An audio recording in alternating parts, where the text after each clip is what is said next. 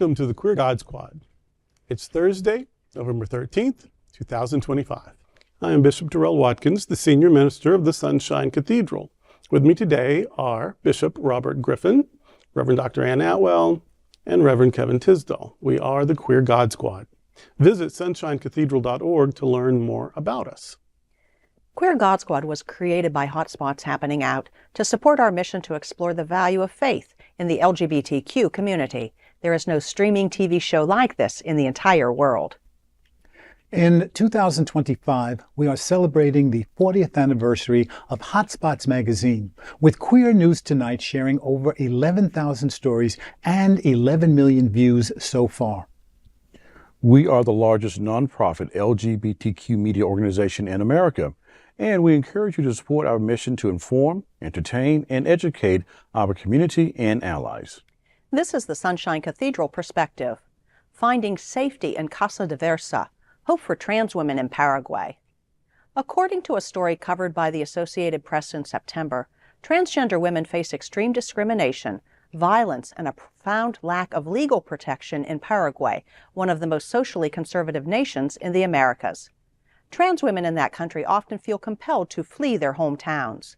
The deeply entrenched machismo, coupled with the influence of the Catholic Church, with which nearly 90% of the population identifies, and the continuous rule of a very conservative political party, actively fuels this exclusion.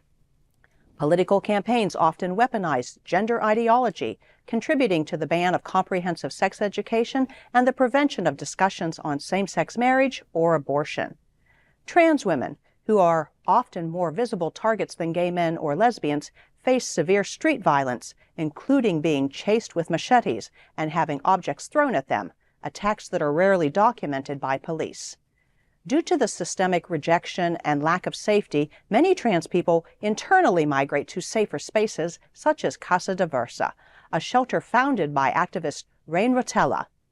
Rotela, who transitioned at 13 and experienced human trafficking, now provides safety, training, and support.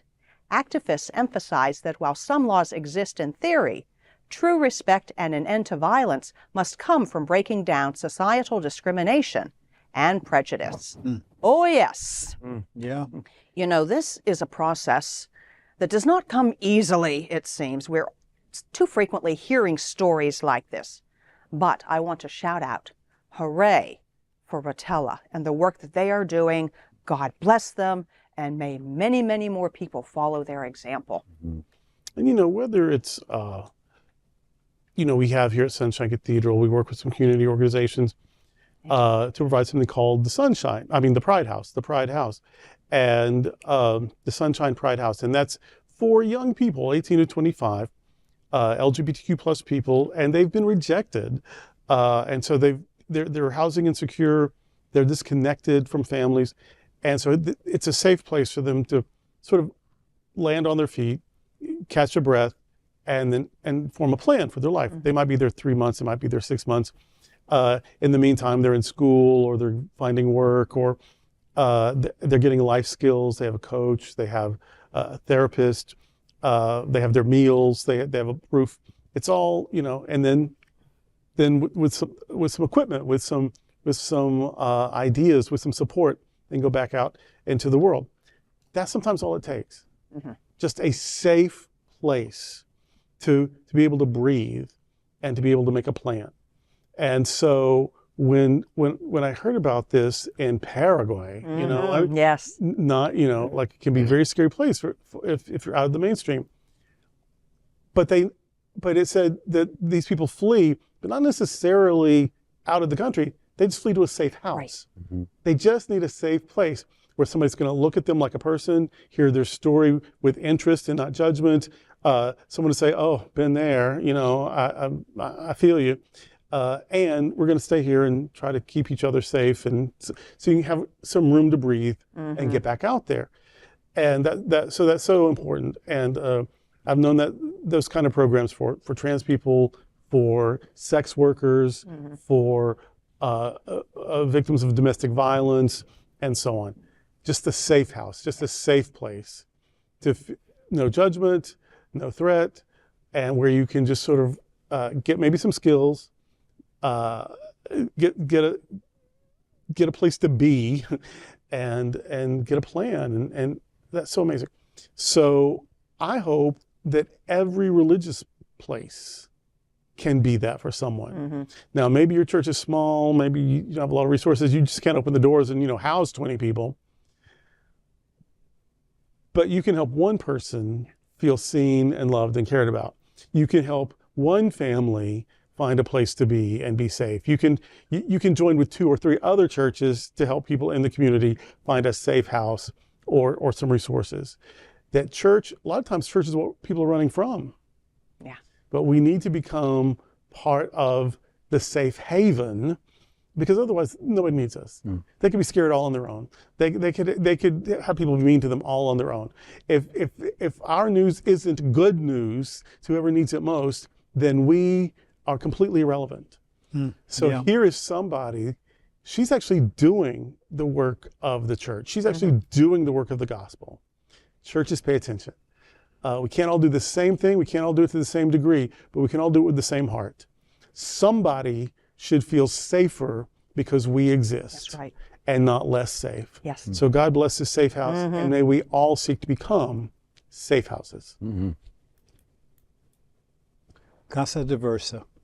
I love that whole concept of oppressed people helping oppressed people. If you think about it, and it's not just in Paraguay where it's needed right here in the good old United States of America.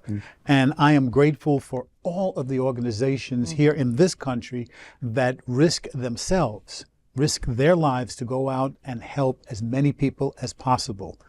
I know I say at this table quite often, it's 2025 and we're still having the same conversations that I had with my peers in 1970, and I'm sure that people had with their peers long before that. But thank you, thank you, thank you. I most of us have never had anyone chase us with a machete. True. Most of us have probably never had anything thrown at us. We do know people who have, and some other stuff that violence has happened. But it just does speak to me that there can be an oasis for just a moment to get away from all of the harm, to get away from all the danger. Queer folks in America find safe houses, safe shelter, just for that respite to say, I just need a moment just to get myself together. Or I just need a moment just for someone to listen to me, or just to hear my story, or just to be reconnected with this or that. And so like this particular safe house here, like many say our own Sunshine Pride House, kudos to whoever's putting energy into creating those spaces. And not only that, but like Rotela, being an advocate and being a witness at the same time. Sometimes it takes a little bit of a both and to make sure that people will know that you're there, but kudos to making it happen, kudos to do it, and may we continue to be channels and instruments to those people who need to find us. And she was a survivor of sex trafficking. Yeah. Exactly. And this is a perfect example of, okay, I crawled up, now I got a hand for the person behind me. Like I'm not just, off on my own, yay, I made it. Right. No, I made it. So now let me help the next person make it, because no one should have to go through that. And so, I don't even know her, and she's a good person. I'll just say she's a good person. I think I would love her if I met her. And it would be remiss if we acted as if people of trans experience, of gender expansive people, non-binary people, if they were just safe, we just assumed they were safe in this country. The U.S. government has made sure that they are targeted, has intentionally or not, whipped up people into a frenzy to dehumanize them. One person trying to play sports on one team in one state, and suddenly, the world is ending or whatever. These people are trans people in the United States are being demonized and dehumanized and targeted, kicked out of professions, kicked out of the army. Even people who cross-dress, who performatively bend genders, drag performers, can't be around anyone under 18.